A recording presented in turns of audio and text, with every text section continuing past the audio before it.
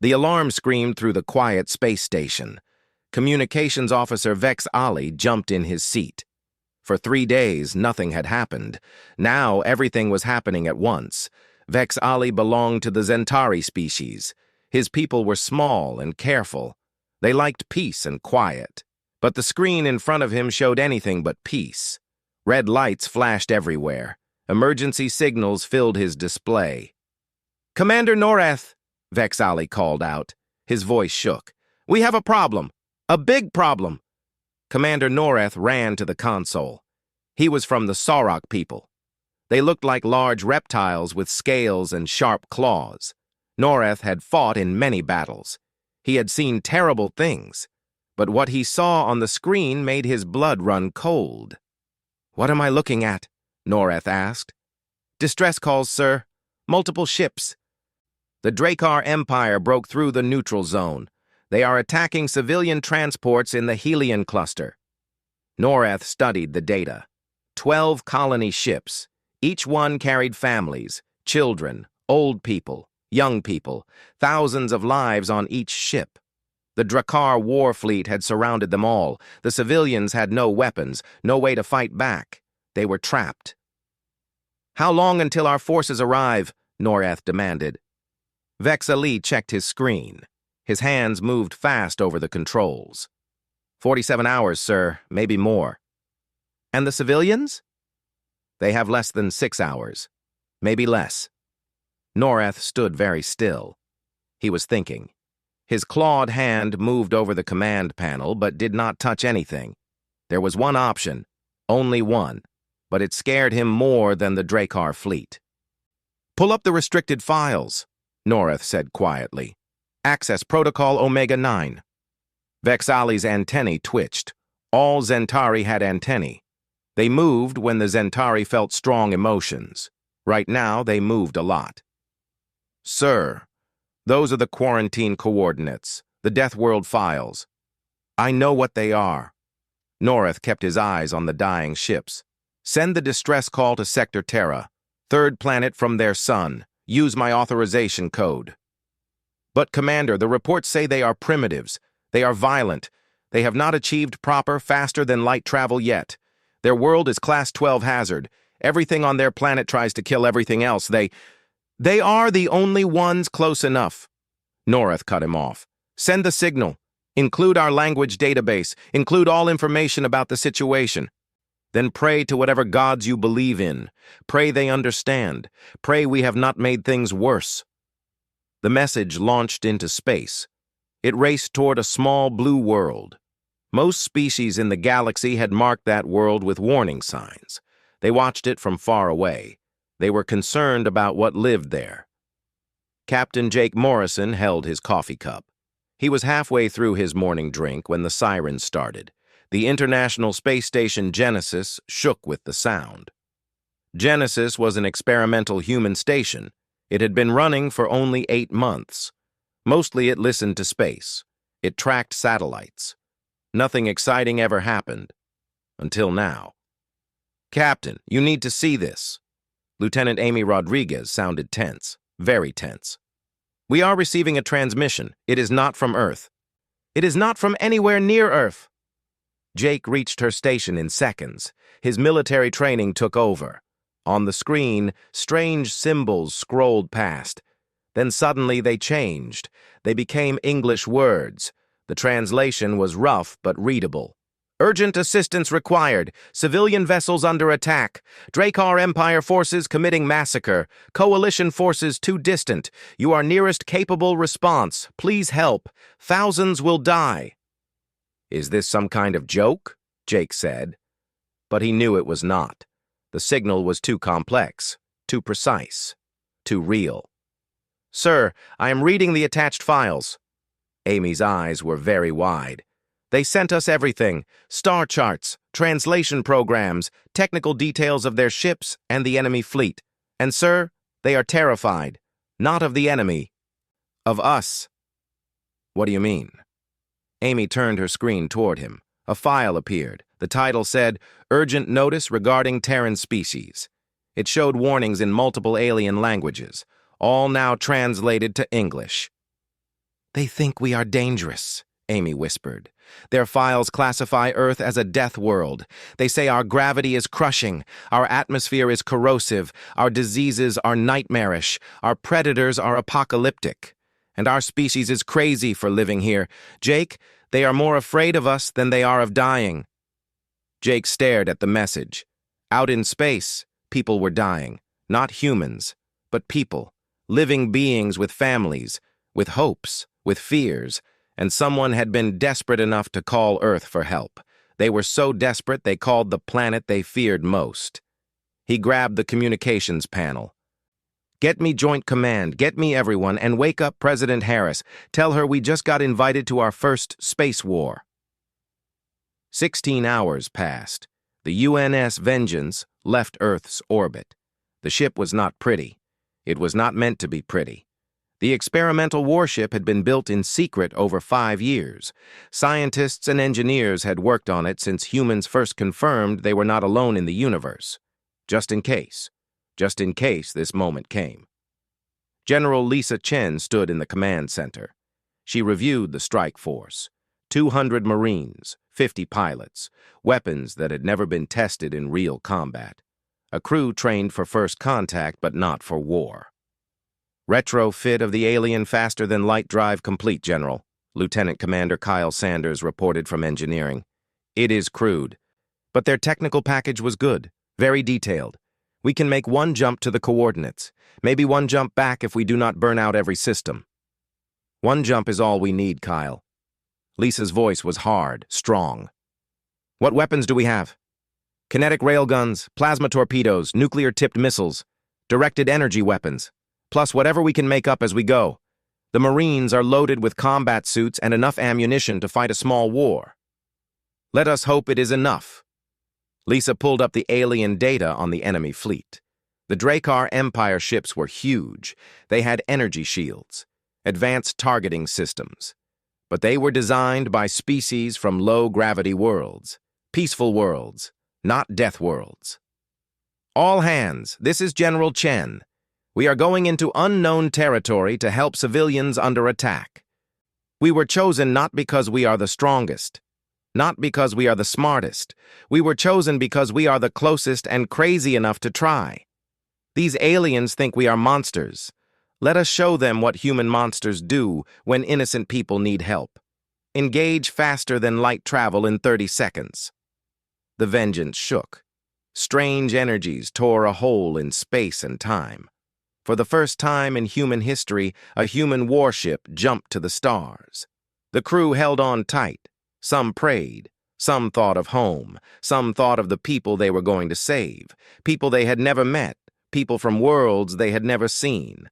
The Helion cluster was burning.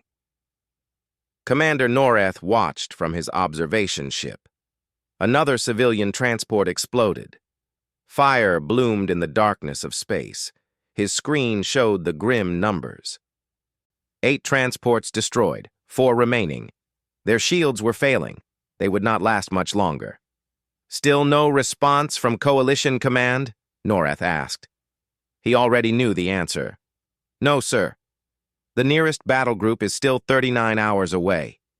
Vex Ali paused. He looked at his screen. His antennae went very still. Sir, we are receiving a transmission. Unknown origin. Unknown signature. It is... Space tore open. Noreth had seen many ships arrive from faster-than-light travel. Most ships came in smoothly, gently, like a leaf floating on water. This was nothing like that. This was violent. Reality screamed. Something forced its way into normal space like a hammer smashing through a wall. The UNS Vengeance arrived. She was ugly by galactic standards. All sharp angles and heavy armor. Most ships had smooth curves. They used energy fields to look beautiful. The Vengeance did not care about beauty. Weapons stuck out from every part of her hull. Heat came off her in waves. Sensors screamed warnings about dangerous temperature levels. By the ancestors, Noreth breathed. They actually came. Commander, the Drakkar fleet is calling us. They want us to identify the new ship. They want us to stand down. Vexali's antennae trembled. Should I respond? No. Let us see what the Deathworlders do. On the bridge of the Vengeance, General Lisa Chen studied the tactical display. Her face showed no emotion. 12 Drakkar warships. Each one was twice the size of her ship. Thousands of weapons, shields that could probably stop anything except a direct nuclear strike. 4 dying civilian ships huddled in the kill zone. They were trying to dodge, trying to survive, but they were getting weaker with each passing second. We are being called by the Drakkar fleet, ma'am. Amy Rodriguez worked her station. Her hands were steady, but her eyes showed fear. They are demanding we identify ourselves and leave. The translation says they are warning us. They say this is an internal matter. They say interference will be met with overwhelming force. Lisa smiled. It was not a nice smile. Amy, open a channel. All Drakkar ships. Channel open, General. Attention, Drakkar fleet. This is General Lisa Chen of the United Nations ship Vengeance. We represent the planet Earth. You are killing unarmed civilians. You have 10 seconds to stop firing and leave, or we will consider your actions an act of war. Choose wisely. The bridge crew held their breath. Through the window, they watched the Drakkar warships. For a moment, nothing happened. The universe seemed to hold still. Then the largest Drakkar ship fired on a civilian transport. Hostile action confirmed, Lisa said softly. Kyle, target that flagship. Fire everything. The Vengeance unleashed hell. Railgun rounds flew out at incredible speed. They moved at a fraction of light speed. The rounds hammered into the Drakkar flagship's shields. The aliens had probably never seen kinetic weapons like this. Their shields were designed to stop energy beams. They tried to stop solid metal moving at impossible speeds. They failed. 3 rounds punched through. They tore into the hull. The ship vented atmosphere. Debris exploded outward. The flagship staggered in space like a drunk person. Their shields are down 30% from those hits. Kyle's voice mixed shock and joy. General, I do not think they have ever fought anyone who uses kinetic weapons at these speeds. Then let us teach them. All weapons, open fire. Target any ship that is shooting at the civilians. The battle became chaos. Plasma torpedoes that humans had learned from the aliens but made better. Nuclear missiles that found gaps in the shields. Energy weapons that cut through armor like knives through paper. But the Drakkar fought back. Their weapons were devastating. Energy beams that could crack planets slammed into the Vengeance's armor. Shields that humans had quickly built started to fail. Hull breach on decks 4 and 5, Kyle shouted over the alarms. We have casualties. Shield generators are at 40%. Marine teams, seal those breaches. Engineering, I need those shields working. Lisa never looked away from her screen. Amy, get those civilian ships moving. Chart them a course away from here. Working on it, ma'am. The Coalition observers are calling us. They want to help. They are offering tactical data. Accept it. Link it to our targeting system. Show me what they have. New information flooded the Vengeance's computers. Weak points in Drakkar ship designs, shield frequencies. Which ship was the command ship? There, Lisa pointed at one ship. It hung back from the battle. That is their commander. If we take that ship, the others might break formation. It is behind 3 other ships, ma'am. We would have to go through them. Then we go through them. Lisa gripped her chair. All power to forward shields. Helm. Plot a collision course. I want us inside their formation before they know what is happening. General, that is suicide, Kyle protested. No, Lieutenant Commander, that is human. Lisa's eyes blazed. They think they know warfare. They think they understand violence. Let us show these people what happens when you threaten innocence in front of a species that spent 4 billion years learning to survive. The Vengeance accelerated. Her engines screamed. Drakkar ships tried to stop her. Their weapons carved burning lines across her armor. But the human ship was smaller, faster. The pilots had spent their whole lives learning that the best defense was a strong offense. They crashed through the Drakkar formation. Point defense guns fired constantly, missiles launched at close range. The Vengeance traded hits with ships 10 times her size, and she kept coming. "Target lock on command ship," Amy shouted. "Fire all forward weapons!" The Drakkar command ship's shields never had a chance. Concentrated human firepower tore through defenses designed for civilized warfare. The flagship's bridge exploded. Atmosphere escaped. Debris scattered. Suddenly, the Drakkar fleet broke. Ships that had been killing civilians moments before now ran away. Their formation collapsed into chaos. "They are running," Kyle said in disbelief. "All remaining Drakkar ships are jumping to faster than light. They are actually running from us." Lisa slumped in her chair. The adrenaline finally left her body. Around her, the bridge crew cheered. They were exhausted, but alive. "Status of the civilian transports?" "All 4 surviving ships are safe and moving away." "Casualties among the civilians are extensive from before we arrived, but we saved thousands, ma'am." Amy's voice cracked. "General, the Coalition observation ship is calling us." "Put them through." The screen changed to show Commander Noreth. His face was hard to read, but his body language suggested awe mixed with terror. "General Chen of Earth," Noreth began slowly. "On behalf of the Coalition of Free Worlds, I thank you. You saved those lives when no one else could, but I must ask something. How many of you are there?" Lisa smiled tiredly.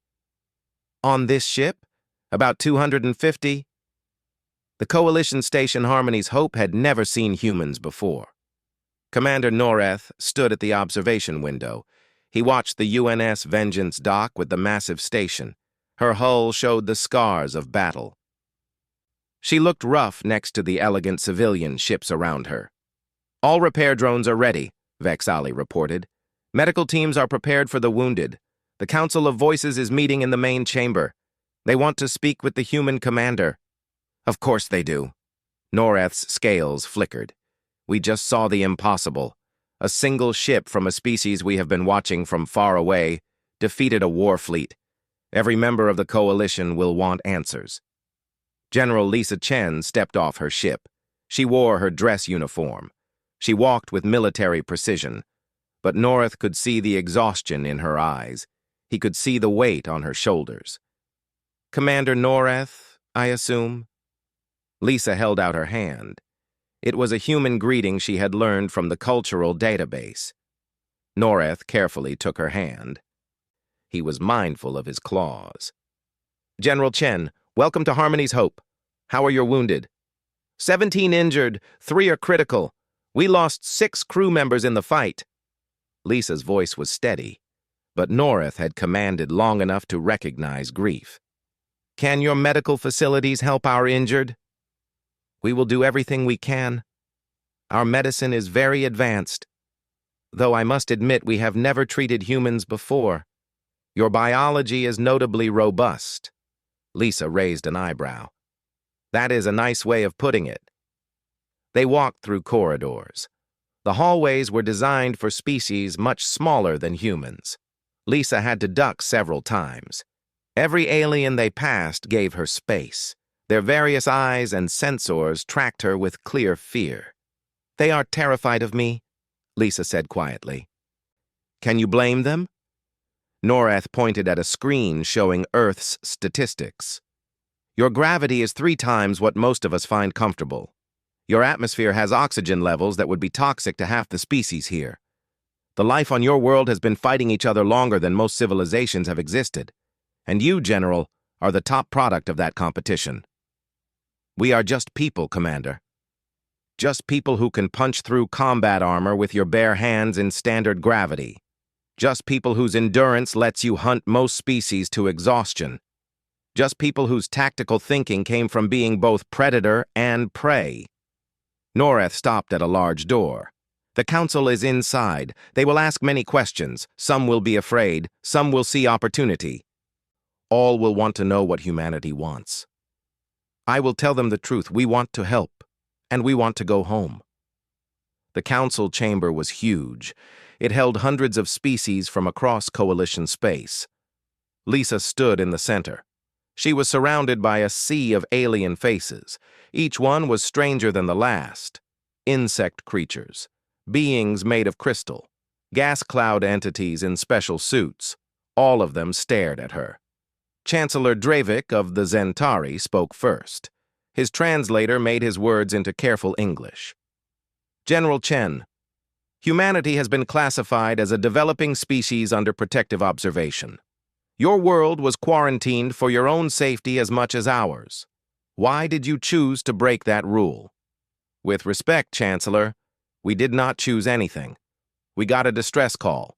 People were dying. We had the ability to help. What would you have us do? Ignore the call because of rules we never agreed to? A sound ran through the council. Species that talked through color changes and smells all showed shock at the humans' directness. Your species is violent, another counselor said. Your history is full of warfare and killing. Your planet has seen countless wars. Why should we trust that you will not turn those same weapons against us? Lisa took a breath. She chose her words carefully. Yes, we have a history of violence. We have fought terrible wars, killed each other over resources and ideas and stupidity. But we have also learned from those mistakes. We have built societies based on working together. We reached for the stars because we believe in something better. And when we heard that innocents were being killed, we did not see aliens. We saw people who needed help. Beautiful words, Chancellor Dravik said, but the Drakkar Empire will not see it that way. You have embarrassed them, destroyed their ships, killed their warriors. They will demand payment, and they will come for you. Then they will get the same response those civilians got from us, Lisa said simply. We will protect the innocent. A new voice cut through the chamber, deep, strong, full of authority that made even the Chancellor pause. And that is exactly what we need. The crowd parted. A huge figure walked forward. Admiral Kethvar of the Saurok military was a legend, a veteran of 100 battles. His scales showed scars from decades of service. His eyes held the weight of countless hard decisions. Admiral, Chancellor Dravik said nervously, this is a council session. The military has every right to be here when we are discussing a potential war with the Drakkar Empire. Kethvar looked at Lisa. General Chen, your people are dangerous. The galaxy knows this now. But danger has its uses. The Drakkar have been expanding for 20 years. They attack our colonies. They enslave peaceful species. The Coalition has failed to stop them because we are too civilized, too restrained. We fight wars with rules and honor. They fight to win. Are you asking us to fight your war, Admiral? Lisa's voice was hard. No. I am asking if you would stand with us to defend innocent lives. The Coalition is vast but divided. We have species that can build wonderful technology, create art beyond compare, advance medicine and science to incredible heights. But we lack what your species has, the will to fight when fighting is necessary. We are not soldiers for hire. I am not asking you to be. I am asking you to be allies. We can offer Earth knowledge beyond your understanding, technology to heal your sick, feed your hungry, explore space. In return, we ask that you help us defend those who cannot defend themselves. Lisa looked around the chamber. Hundreds of alien species. She thought about the desperate message that brought them here, the dying civilians, the choice between safety and doing what was right. I need to talk with my government, she said finally. This is not a decision I can make alone. Of course, Kethvar said. But decide quickly, General. Our intelligence says the Drakkar Empire is gathering a huge fleet. They want to make an example of someone for their loss. It might be us. It might be your world. Either way, war is coming. As the council session ended, Lisa walked back to the Vengeance. Commander Noreth walked beside her. You understand what this means? He asked quietly. I do. We just became players in a game we did not know existed. Earth just went from isolated world to potential military power in one day. More than that, General. You have given the galaxy something it has not had in a long time. Hope. We have been losing to the Drakkar because we are afraid to fight like them. But you Deathworlders do not know any other way to fight. You might be our only chance. Lisa stopped at her ship's door. Commander, I need you to understand something about humans. We are not heroes. We are not saviors. We are just people trying to survive in a universe that usually tries to kill us. But we learned a long time ago that the only way to survive is to stand together. If you are really committed to defending the innocent, then yes, we will stand with you. Not because we are violent, but because it is the right thing to do. Noreth's scales changed to a color that meant respect in his culture. Then perhaps there is hope for us all, General Chen. Back on Earth, President Jennifer Harris watched the transmission from space. Her entire cabinet sat around her. The images from the battle, the Coalition's offer, the threat of the Drakkar Empire. They are asking us to go to war, Secretary of Defense Paul Mitchell said quietly. Against an enemy we never met, for people we did not know existed until yesterday. They are asking us to help, President Harris corrected. There is a difference. What is the military assessment? The alien technology is decades ahead of ours in most areas. Energy shields, faster-than-light drives, medical advances. But their weapons and tactics are designed for what they call civilized warfare. Limited damage. Precision strikes, rules that prioritize minimal casualties. General Raymond Carter pulled up a display. Our weapons are primitive by comparison, but more effective because we design them to kill efficiently. We have spent our entire existence fighting each other. We are very good at it. That is a sad way to describe our advantage, President Harris said. It is accurate, Madam President. If we commit to this, we will face an empire that spans multiple star systems. But we will also gain allies and technology that could advance humanity by a century. The question is whether we want to be known as the species that fights or the species that hides. The Drakkar Armada came out of faster-than-light space with confidence. 200 warships. Each one was the size of a small city. They arranged themselves in a formation designed to create terror. Lord Commander Vraktor stood on his flagship bridge. He looked at the small blue world on his display. This is Earth? He sounded disappointed. Their civilization has not even spread beyond their moon. This will be quick. Lord Commander, we are detecting multiple orbital platforms and satellites. Some appear to be weapons platforms built in the last 3 months. Primitive, but numerous. Ignore them. Target the major cities. We will broadcast their destruction across the entire Coalition network.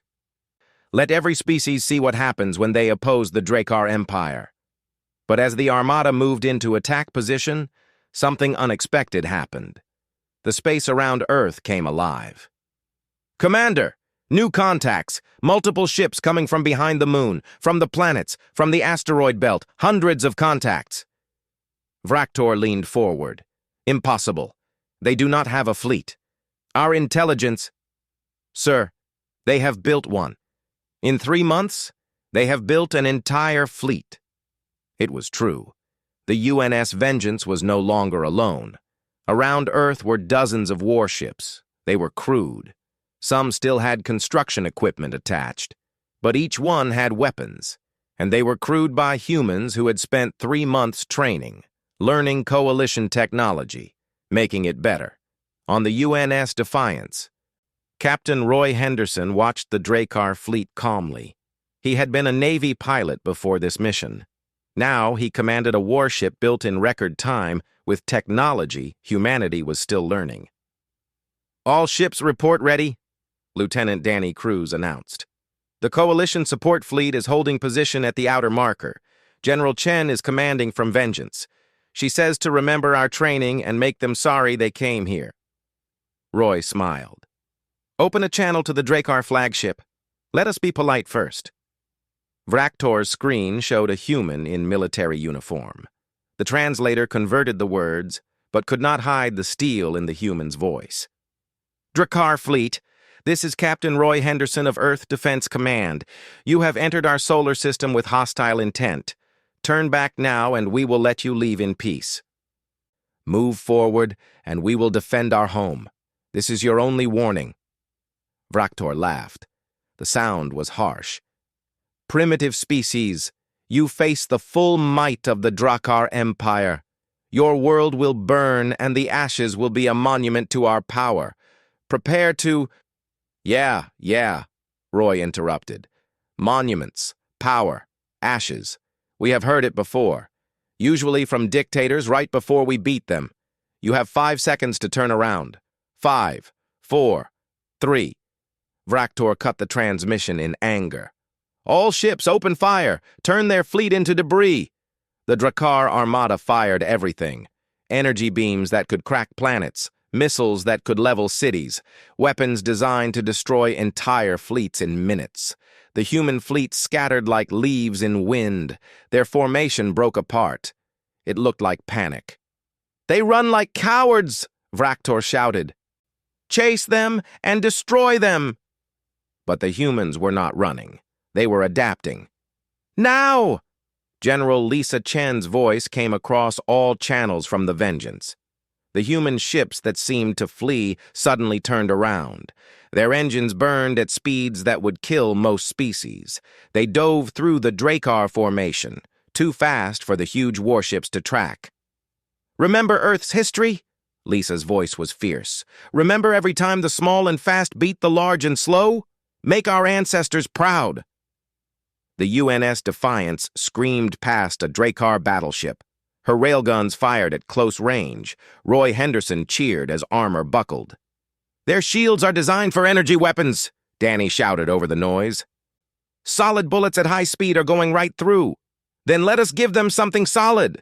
Roy targeted the Drakkar ship's engines. Fire all torpedo tubes. Nuclear warheads slammed into the Drakkar ship, modified to break into thousands of pieces. The shields stopped the energy blast, but could not catch all the metal fragments. Pieces of metal moving at impossible speeds shredded the hull. All across the battlefield, human ships showed a style of war the galaxy had never seen. They fought dirty, they fought smart, they used the Drakkar fleet's size against them, dancing between the huge ships, making them unable to fire without hitting their own vessels. Admiral Kethavar, you are seeing this, Lisa sent to the Coalition fleet. The Sauroch commander's voice was full of awe. General Chen, your species fights like nothing I have ever seen. You are using tactics that are technically illegal under Coalition warfare rules. Yeah, well, we never signed those rules, and I do not see them helping against the Drakkar. Lisa watched as another enemy ship took critical damage. This is how Earth learned to fight. Fast, angry, with whatever works. We did not survive by playing fair. We survived by winning. On the Drakkar flagship, Vraktor watched in horror as his armada began to fail. Ships designed to scare and overwhelm were being picked apart by smaller, faster vessels, ships that fought with no regard for traditional warfare. They are targeting our communication relays, an officer reported. We are losing coordination between battle groups. They are using debris fields to hide their approach. Commander, 3 ships just crashed into the dreadnought Terror's reign. They deliberately sacrificed themselves to destroy its engines. Vraktor could not believe it. What species would sacrifice their own ships so easily? The answer came from Commander Noreth. He was watching from the Coalition observation fleet. He sent a message on an open channel. Both sides could hear. Lord Commander Vraktor, let me explain something about humans. They came from a world where everything was trying to kill them. The weather, the wildlife, everything. They learned to fight through changing, through new ideas, through sacrifice. You came here expecting them to break. but breaking is what made them strong. On the UNS Liberty, Commander Susan White led attack craft against a Drakkar carrier. Her pilots were former Air Force and Navy. Some were even civilian astronauts who had volunteered. "Blue Squadron, execute Pattern Baker 7, she ordered. Her ships dove toward the carrier. It looked like a suicide run. The Drakkar defenders opened fire. They expected the humans to turn away. They did not. At the last second, the human ships scattered. Each one released all their missiles before breaking away. The Drakkar defenses tried to track every target. They were overwhelmed. Dozens of warheads hit the carrier's hull. The huge ship began to tilt. Its systems failed. Pattern Baker 7 was named after an old Earth battle, a desperate move that worked through pure boldness. The humans were using their own history, their own hard lessons about war against an enemy who had never faced such tactics. But the Drakkar still had numbers. For every human victory, the enemy returned fire. The UNS Courage exploded. 90 crew members died. The UNS Resolute lost her entire right side. She drifted with emergency doors barely holding. "General Chen, we are taking heavy losses," Captain Henderson sent.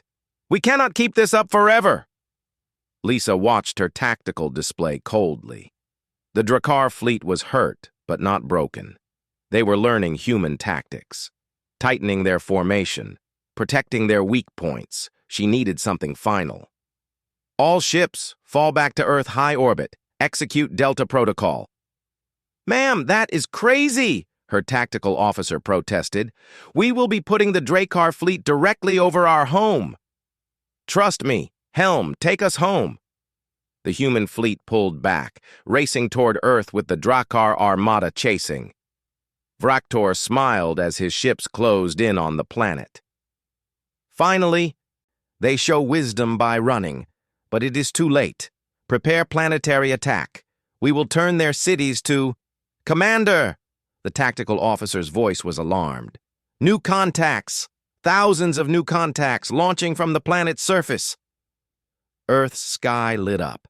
Every nation had helped, every space agency, every military. Thousands of missiles launched at once, from simple chemical rockets to advanced orbital weapons. It was overkill on a planet-wide scale. Humanity's entire nuclear arsenal, never used against themselves, now fired at an alien enemy. "They are launching everything!" Vraktor's voice cracked. "Evasive moves! Activate all defenses!"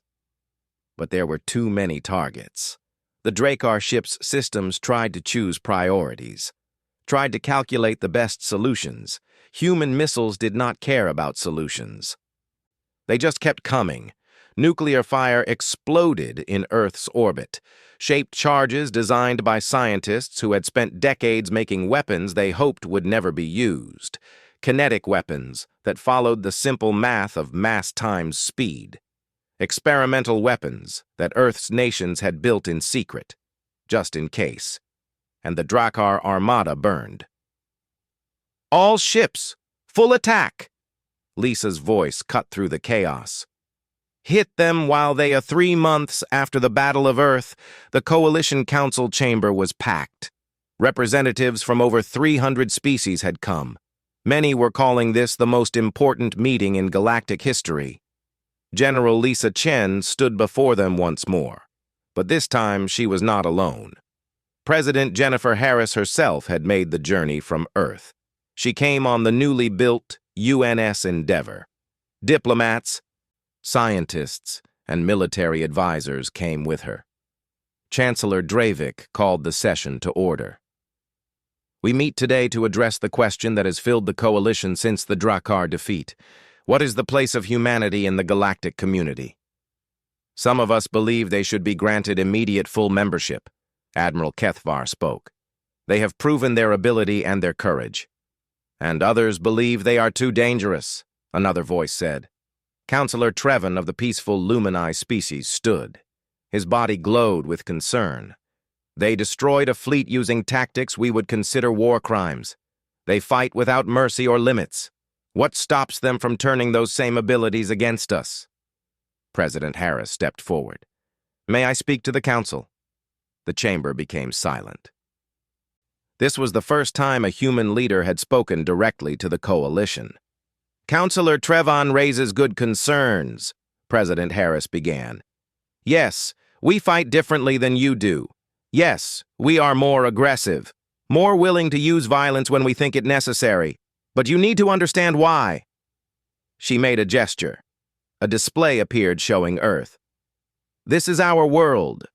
For 4 billion years, life on Earth has been in constant competition. Ice ages that killed most life, asteroid impacts, volcanoes, mass deaths every few million years.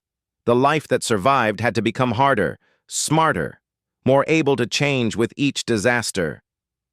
The display changed to show human evolution. We are not the strongest species from our world, not the fastest, not the most poisonous or best armed, but we survived through working together, using tools. Being able to adapt to any place, we spread across our entire planet, from frozen ice to burning deserts, because we learned to think our way past problems that would have killed any other species. "And when you learn to think, you learn to kill each other better," Trevon said. "Your history is written in war and blood." "Yes," Harris admitted. "We have fought terrible wars, killed millions of our own kind over land, resources, ideas, and sometimes just because we were different. We carry the shame of those wars with us, but we also learned from them." The display changed to show various moments from human history. Peace treaties, countries working together, the United Nations, space programs that united nations. We learned that working together is better than fighting. We learned that being different makes us stronger. We learned that the only way forward is to put aside old hate and build something better. It took us thousands of years and countless mistakes. But we learned. Commander Noreth stood from his seat. "Madam President, what the Council fears is not your past, but your future. You defeated the Drakkar using weapons and tactics we cannot match. What happens when you pass us in technology, too? What happens when your species no longer needs the coalition?" Harris smiled. "Commander, we will always need the coalition, not because we are weak, but because we understand something basic. Being different is strength. Your species have technology we can barely imagine, medicine that can cure diseases we have struggled with for centuries, art, philosophy, science that can expand our understanding of the universe. Why would we want to be alone when we could be part of something greater?" "Beautiful words," Trevon said. "But words are easy. Actions show truth." "Then let me tell you about some actions." Lisa Chen stepped forward. She pulled up new data. "Since the battle, human engineers have been working with coalition scientists. We are developing shield technology that can stop kinetic weapons. We are sharing that research freely. Human medical researchers are working with Zentari doctors, combining our healing with their advanced tools. We are sharing that too. Our farm scientists are working with 3 different species, developing crops that can grow in harsh places. Everything we learn, we share." "Why?"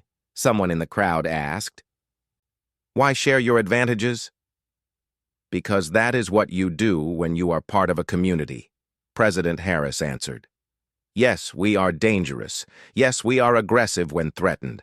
But we are also capable of incredible cooperation when working toward a common goal. We learned that surviving means helping each other survive." Admiral Kethvar stood. "The human species has shown not just military ability but moral courage. They came to help strangers when called. They defended their world with everything they had. And now they offer to share their knowledge rather than keep it as an advantage. I move that humanity be granted full membership in the coalition with all rights and responsibilities." "I second that," Noreth added quickly. The vote was not unanimous. Some species did not vote. Some voted against. Still afraid of the Deathworlders and their violent abilities. But when the count finished, humanity had been accepted into the coalition of free worlds by a large majority. President Harris bowed her head with respect. On behalf of Earth and all humanity, we accept this honor and responsibility. We promise to defend the Coalition's principles, protect those who cannot protect themselves, work toward a future where all species can do well together. Then, let it be recorded, Chancellor Dravik said. On this day, humanity joins the Coalition. May they bring strength to our defense and wisdom to our councils. As the formal session ended, Admiral Kethvar approached the human delegation. General Chen, President Harris, there is one thing we have not discussed publicly. The Drakkar Empire still exists. They lost a fleet, but they have dozens more. They will not forget their defeat. We know, Lisa said quietly. We are preparing, training more crews, building more ships, learning everything we can from Coalition military knowledge while teaching what we know about tactics. It will not be enough, Kethvar said directly. When they come again, they will bring overwhelming force. They will not look down on you a second time. Then we will adapt, President Harris said. That is what humans do best. We adapt. We overcome. We survive. There is something else. Kethvar's scales changed to a color showing uncertainty. Your species has been alone on your world for your entire existence. You have never truly understood what the galaxy has to offer. I would like to change that. He pulled up a star chart showing hundreds of systems. These are Coalition worlds, everyone unique, everyone with something to teach and learn. We have species that exist as pure thought, species that sing in ways that can change matter, species that see things beyond your understanding, and all of them are now your allies. Lisa looked at the vast display of stars. She felt something she had not felt since joining the military. Pure wonder. We have dreamed of this for so long, making contact, learning we are not alone, and now we are not just part of a community, we are defenders of it. The Deathworlders, Kethvar said with what might have been amusement. The species the galaxy feared, now standing as protectors. Is that what we are now? Lisa asked. Protectors? No, General. You are something the Coalition has needed for a long time. You are hope. Hope that even the most violent species can choose to protect instead of conquer. Hope that strength can be used for defense rather than attack. Hope that the Drakkar Empire's expansion can be stopped. Across the station, Commander Noreth found Captain Roy Henderson looking out at the stars. Captain Henderson, should you not be celebrating with your crew? Roy smiled tiredly. They are celebrating enough for everyone. I needed a moment to think. About what? About how much everything has changed. 3 months ago, I was a test pilot. Now I am a starship captain in a space alliance. It is a lot to process. Noreth joined him at the window. Your species adapted faster than any race in recorded history, from isolation to galactic power in less than a cycle. We had reason, Roy said. Nothing makes humans learn faster than a threat to our existence. But I keep thinking about the Drakkar. We beat them once, but we got lucky. We had surprise. They came expecting primitives. Next time, they will come prepared for us. Then you will have to be prepared for them. Noreth's voice was serious. The Coalition has been fighting the Drakkar for 20 years with limited success. We need what humanity offers. New ideas, aggression, the willingness to do what must be done. But we also need you to remember why you fight. For Earth. For more than Earth now, Captain. For every world that cannot defend itself. For every species that needs protection from those who would conquer or enslave them. That is the burden you have accepted. Roy was quiet for a long moment. You know what is strange? We spent centuries fighting each other. Humans killing humans over land and resources and ideas. And now we are unified against a common enemy. Maybe that is what we needed. Something bigger than ourselves to fight for. Or someone smaller to protect, Noreth suggested. I have studied your history, Captain. For all your wars, your greatest moments came when you protected the weak, when you stood up for those who could not stand for themselves. Perhaps that has always been humanity's true purpose. Back on Earth, Linda Martinez sat with her family. They watched the news from space. Her daughter Maria was focused on the screen. It showed the Coalition Council session. "Mom, do you think I could join the Space Force when I grow up?" Maria asked. "I want to pilot a ship like Captain Henderson." Linda smiled and hugged her daughter. "Sweetie, you can be anything you want. That is what all this is about, making a future where you have choices beyond just our world." Her husband Carlos looked worried. "But it is dangerous out there. We saw what the Drakkar did. What if they come back?" "Then we will fight again," Linda said simply, "because that is what we do. We survived ice ages and diseases and wars and disasters. We will survive this too, and our children will have a universe full of possibilities." On the Coalition station, the human delegation prepared to return to Earth. But before they left, Chancellor Dravik asked for a private meeting with President Harris and General Chen. "Madam President, General, I must be honest. When Commander Noreth first sent that call to Earth, I opposed it. I believed calling the Deathworlders would make things worse, not better." "And now?" Harris asked. "Now I believe it might have been the decision that saves the Coalition. The Drakkar have been expanding for decades. We have been unable to stop them because we lack the will to fight as they do.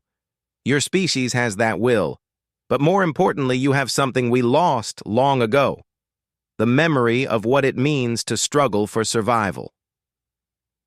"Our struggle is not over, Chancellor," Lisa said. "We have just traded survival on one dangerous world for survival in a dangerous galaxy." "True, but you have also gained allies, friends, partners who will stand with you as you stood with us." Dravik's voice carried warmth. "The galaxy has trembled, but not from fear of what you are, from hope in what you represent." "And what is that?" Harris asked. "Change. For too long, the Coalition has been still, comfortable. We forgot that sometimes peace must be defended with strength. You have reminded us. More than that, you have shown us that being dangerous does not mean being evil. It means having the ability to protect what matters." The UNS Endeavour undocked from Harmony's Hope. She began her journey back to Earth, but this time they were not traveling alone.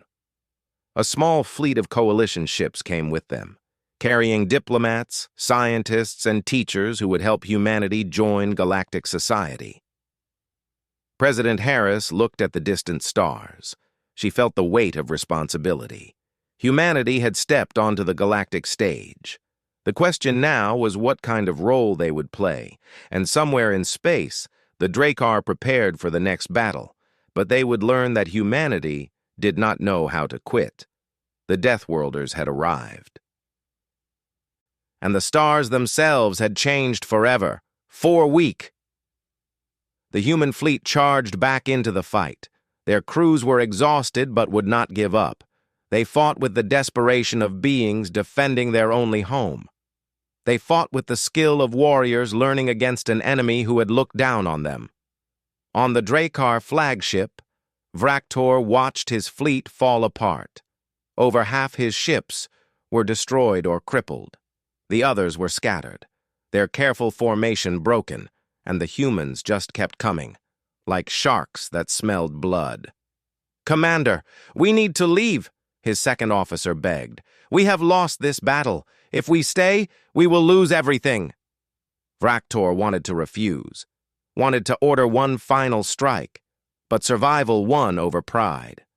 "All remaining ships, emergency faster than light jump, random coordinates. Get us out!" The Drakkar fleet ran. Ships designed to conquer worlds now fled from a single planet, from Deathworlders who dared to fight back. President Harris looked at each advisor. "Dr. Patterson, you have been studying the alien cultural data. What do you think?" Secretary of State, Dr. Karen Patterson, leaned forward. "Madam President, the Coalition species are very different from us. They came from worlds where cooperation was natural, where their environments helped them. They built a society based on peace, but that also makes them weak against species like the Drakkar, who use that peaceful nature against them. And humans? We came from a world that tried very hard to kill us. We survived through being adaptable, being aggressive when necessary, working together against common threats. The coalition sees us as dangerous. They are not wrong. We are dangerous. The question is whether we use that danger to protect or to conquer. Noreth's scales rippled. It might have been shock. 250 Deathworlders just defeated a Drakkar battle group designed to conquer entire star systems. General, I think we need to talk. The galaxy has badly underestimated your species. Commander, we just got your distress call and came to help. We did not come to conquer. We did not come to scare anyone. We came because people were dying, and we could do something about it. I understand, General, but you must realize something. Every species in this sector just received data from this battle. They all watched what happened, and they are all learning the same lesson. Noreth's eyes gleamed. The Deathworlders are no longer in quarantine. The humans have arrived. And the stars themselves should take notice. Lisa looked at her exhausted crew. They had just fought their first space battle, against impossible odds, and they had won. But she knew this was just the beginning. The galaxy was bigger than she had imagined, more complex, more dangerous. Commander Noreth, she said, we need medical help for our wounded. We need repairs, and we need to understand what we just got ourselves into. All will be provided, General. Welcome to the galaxy. I suspect your arrival will change everything. Space twisted around them. Colors that had no names flashed past the windows. The ship groaned and creaked. Systems pushed beyond their design limits. But the ship held together, and then they arrived. The Helion cluster appeared on their screens. Ships were exploding. Debris floated everywhere. Energy weapons lit up the darkness. The Drakkar fleet was huge, powerful, terrifying, but they had never faced humans before. Battle stations, Lisa ordered. Her voice was calm, cold. Let us introduce ourselves to the galaxy.